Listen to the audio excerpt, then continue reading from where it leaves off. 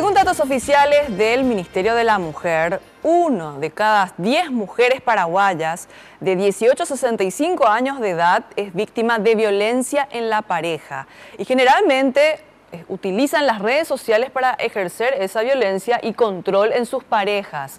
Hoy el Ministerio de la Mujer dio a conocer los avances del proyecto Noviazgo sin Violencia. Rodrigo, adelante. Cintia, teleaudiencia, buenas tardes. Y sí, penosamente las redes sociales se convirtió en un factor fundamental y en un aliado estratégico, si así lo podemos llamar, hacia la violencia contra la mujer.